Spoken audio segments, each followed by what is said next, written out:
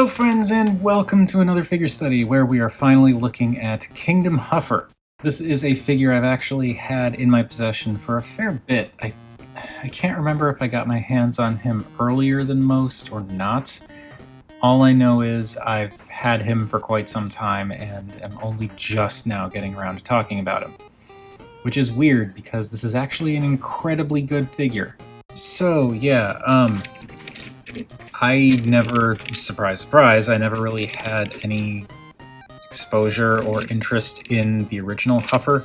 It was just not a figure or a character that I ever was really that interested in. But I thought this figure looked cool, so I decided to get it, and yeah, it's actually incredibly neat. He's a cute little truck. I like how it's just this little, I don't know, hauling truck? I don't know what this would count as. Definitely not huge. I also think it's really neat how his accessories form the bed of the truck. There's just something very cool about that. In particular, also the fact that it's made out of this orange plastic, but it's painted on the inside, so when you're looking at it from here, it gives the effect of like an actual truck bed, because, you know, it's the same color as the truck on the outside, but then on the inside it's the actual like kind of bed liner color. It's just a really neat detail. This does just unpeg. There's the 3 pegs there that peg into the 3 spots there, and now you've got this thing which can separate into 3 pieces. This becomes a kind of shield, and these bits, guess what they do? They sandwich together to become his gun, and that's actually a really interesting way of handling the accessory storage in vehicle mode. I'm kind of surprised we haven't seen that happen more often. And what we're left with is more of the, I guess this is more of the typical look for Huffer's vehicle mode, where it's just this little truck with big silver pipes sticking out of the side. It's really nicely detailed. Pretty much the only paint on the vehicle mode is silver, with the silver for the rims, silver for the pipes, silver for the lights up here, and silver for the lights and grille and bumper. Okay, wow, yeah. I didn't even realize that. The translucent blue that they use for the windows and the lights up top here, it's actually a separate piece of translucent plastic placed inside the orange for the truck cab. That's pretty cool. It's another thing I wish we saw more often. Oh, also they painted the side mirrors silver. And they actually painted the windshield wipers black, so okay, black is the other color that they use for the vehicle mode. Oh, and red for the taillights, I completely missed those. But there's just something very interesting to me in how this is a more modern deluxe figure, but like, there's a lot of paint detailing for the vehicle mode, and they did a separate translucent piece of plastic for the windows. That's kind of amazing. I mean, I'm sure it's a budget reason why they don't do this for all the figures, but like, if they did it for this little deluxe, I kind of feel like maybe they could do it for others. Anyway, there is some nice molded detailing all over the place. Lots of little lines and stuff like that. Even some kind of like corrugated metal texture on the back here, and like a little trailer hitch molded in there. Yeah, I don't know, it's a cute little truck mode that I think is really neat. So let's put him off to the side so we can see how little he is. And let me readjust. Alright, and here he is with the standard deluxe squad, and despite the size of the truck cab, he is actually a fair bit smaller than a standard deluxe size vehicle mode. Not Bumblebee small, but smaller. And I think I need to readjust again for the preview. Hang on a sec. There we go. And for a little glimpse of what's going to be the topic of the next video, it's a figure that I'd had my eye on for a very long time and finally managed to get my hands on. That is this fellow right here. And here he is with the duck tank. Alright, time to transform us a Huffer. And this guy's transformation is pretty straightforward, but some really clever stuff, which I will talk about a little bit later. Anyway, let's do it.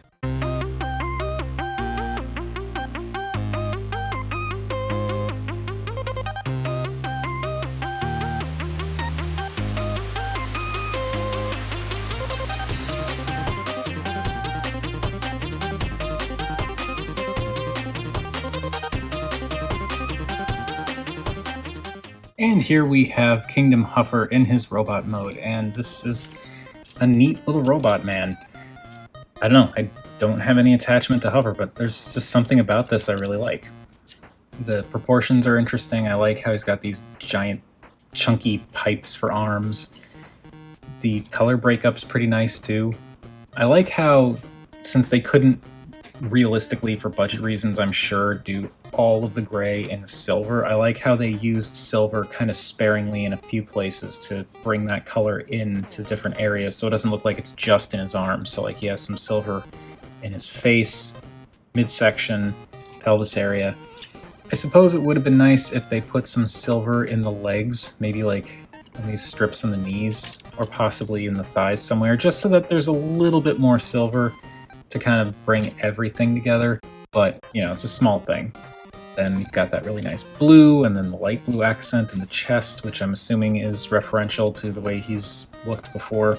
I don't know. The gray in the midsection, it works. I feel like realistically it probably should have been silver going all the way across, but, you know, budgetary stuff. And he's got this big hood on his back that's like, it's weird because I thought it would bug me, because when it's up against his back like this, it kind of closes things in, makes turning the head difficult, makes moving the arms difficult, but it's on a double hinge, so you can just kind of bring it out if you want. You can hinge it kind of up all the way if you want, which it's a thing you can do. I'm not super keen on how high that sticks up over his head, but you can do it. You can, if you wanted to, you could bring his arms down and bring this down to turn him into a Gobot.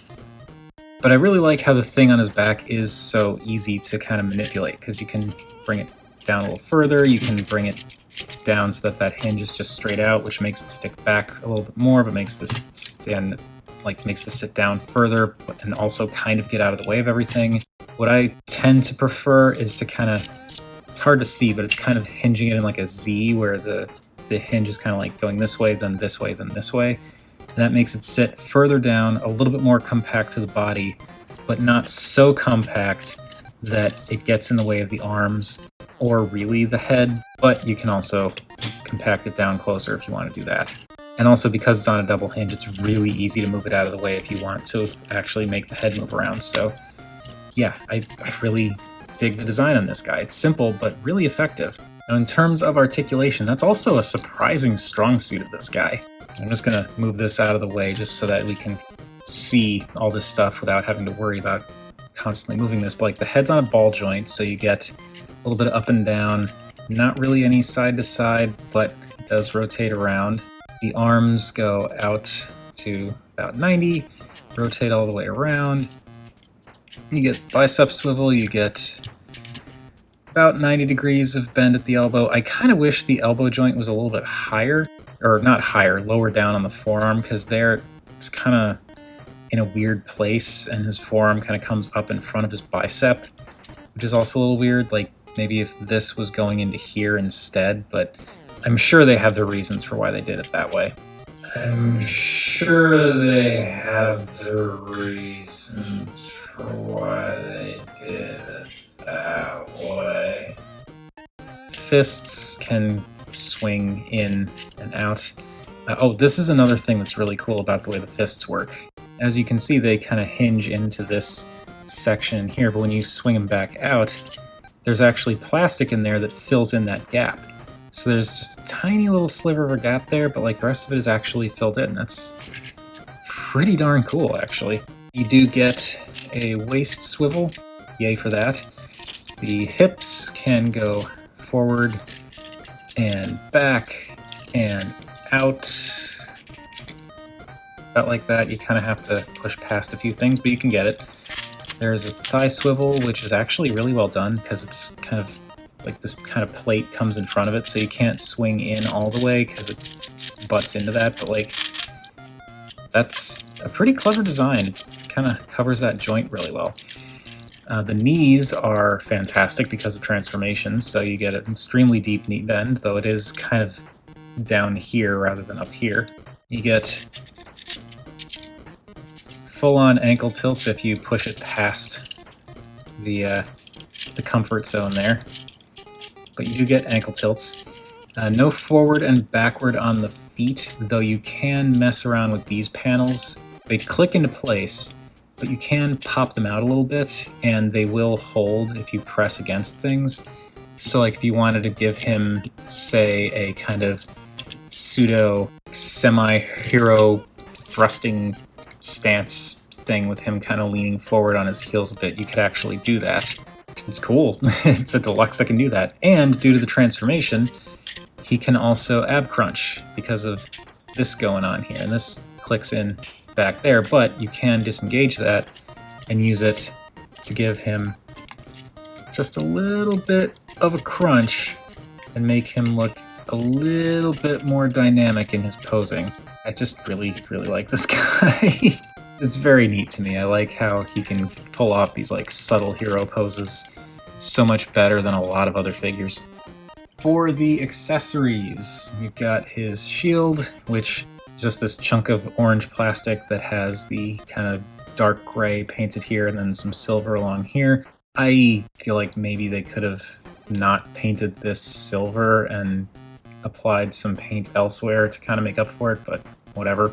And this can peg into various places using the pegs on the back. You can peg it into his roof if you want it to just be out of the way. You can peg it into his shoulder, which isn't terrible. Got kind of a Kingdom Warpath thing going. You can peg it into his arm. And then the rifle actually has some really nice molding to it. It's a cool shape. And again, I really like how it splits in half to store in the vehicle mode in a way that doesn't really make it look like a weapon all that much. And that just pops into his fist. And now he's all armed up. And I don't know, I like I said, I never really cared about Huffer, but this Huffer at least looks pretty freaking cool. So I'm here for it.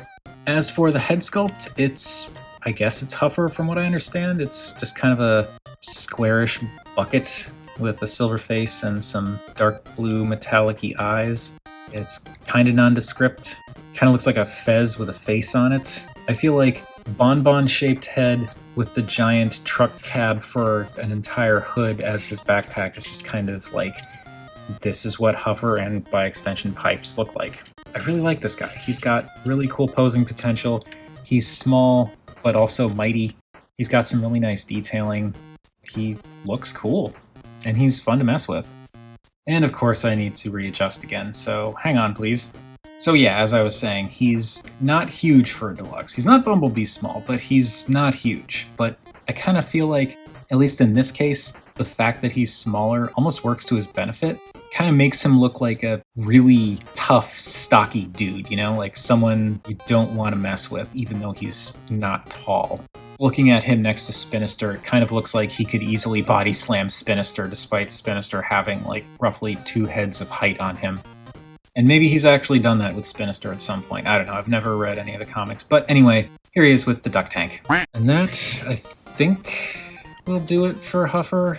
I've recorded a lot of videos tonight, and I'm tired and my throat is getting a little dry, so I'm gonna call it. But that is it for Kingdom Huffer, and this is a shockingly enjoyable figure. I don't know that I'd put him on the same tier as, say, Cyclonus, but I'm enjoying this way more than I expected to. But what do you all think of this guy? Whatever your thoughts, feel free to chime in down below. I always enjoy hearing from you all.